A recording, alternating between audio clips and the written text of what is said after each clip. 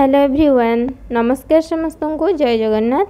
तो काली थिला जन्माष्टमी पाई मु गोटे पूरा बहुत ही सिंपल मिठा बनी थी। जेहेतु आम गृहिणी माने तो घरर बहुत सारा काम करी एमती माने माने व्यस्तता भितर तो आउ किछि एते बेसी तामझाम वाला रेसिपी बनैबा टिके सहज हुएनी, खास करी ओसाबार दिन में।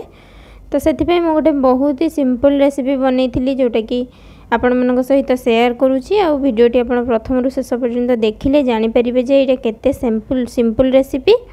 आउ रेसिपीटी बनई सारा पर आपन जमा भी लगभग कि आपन को बनई केवल मात्र 2टी जिनिस।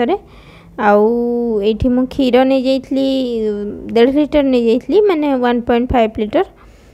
तो एठी मु प्रथमे क्षीर को गरम होगा पई गोटे स्टील कड़ाई नहीं जाइए। आप लुहार कड़ाई रे बनइबे बहुत ही भल हम माने जेहेतु आमर क्षीरटा फुटब से ना, तो टिके मोटालिया हेले भल हम। तो ये मु प्रथमे टिके पानी दे देकी ताकू कड़ाई सारा एमती गरम होला पर स्प्रेड करदेली। कहीं पानी प्रथमे देकी तापर क्षीर देले सेटा लागेनी कड़ाई रे।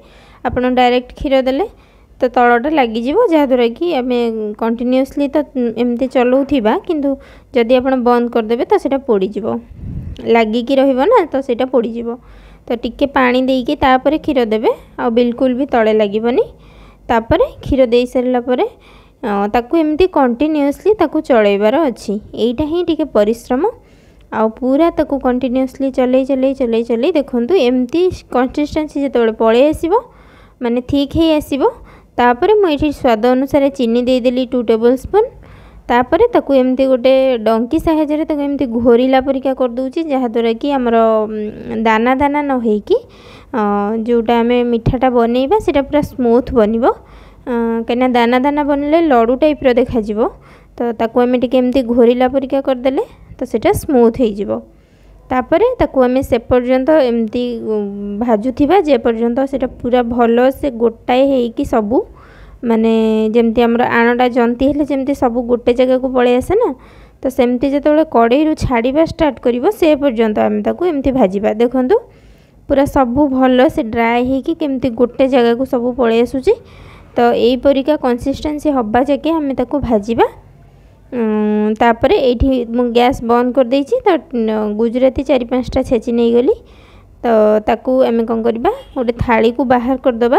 मुझे गोटे स्टील रो थाली नहीं से टिके घी प्रथमे देदेबा ना थाली रे लागी जिवो। तो घी को एमती चारिआडे स्प्रेड करदेला परे आम जोटा भाजिकी रखिथिले क्षीर जो छेना टाइप रो हो जाइतला, छेना तो नुह, तो ताकू आम भल से ताकू आम चकटिबार अछि। तो यहाँ तो ये गरम अच्छी ताकू मैं एमती स्प्रेड करदेवी टिके स्पैचुला साहाय्य ताकू टिके दाबी दाबी की स्प्रेड करदेले कौन हम ना गरम थिबा अवस्था सेटा टिके भल से स्मूथ हो जिवो। ठंडा होला परे आउ टिके भल से एते हेई परिबनी। तो आपन पाखे जदि स्पैचुला नहीं आपन टिके हल्का ठंडा हवा पर्यंत वेट करेंगे। तापर हाथ में चकटिबे। तो मुझे टिके गुजराती रो गुंड भी ऐड करदेली। आ देखंतु केमती माने पूरा भल से चकटी हो जाऊँगी। मुझे मिनिमम 5 ରୁ 7 मिनिट पर्यंत ताकू पूरा भल से चकटी स्मूथ करिकी माने पूरा आउ दाना दाना न रहीकी पूरा भल से प्लेन हो जाइतला।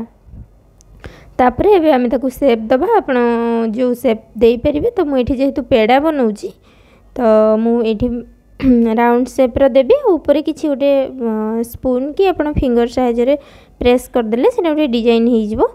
तो मुझे एमती किसी सिंपल डिजाइन ही बनई देबी।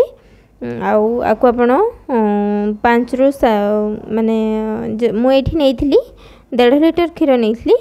तो मोर ये बनीगला मिनिमम पाखापाखि 16 ରୁ 17टा बनी जाइथिला। तो आपन से हिसाब रे जति क्वांटिटी बनइबे से हिसाब रे क्षीर नेबे।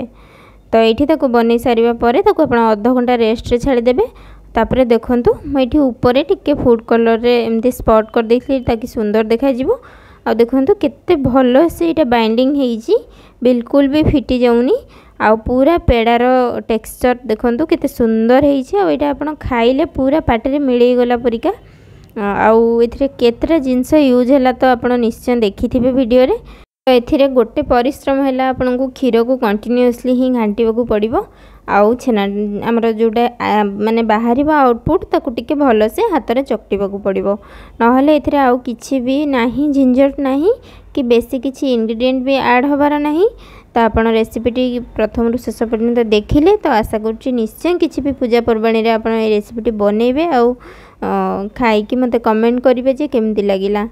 तो आज रही नमस्कार। आपन को जदि मोर परिश्रम जदि पसंद आसी ताहले गोटे वीडियो गोटे लाइक करदेबे आ चैनल को सब्सक्राइब करदेबे।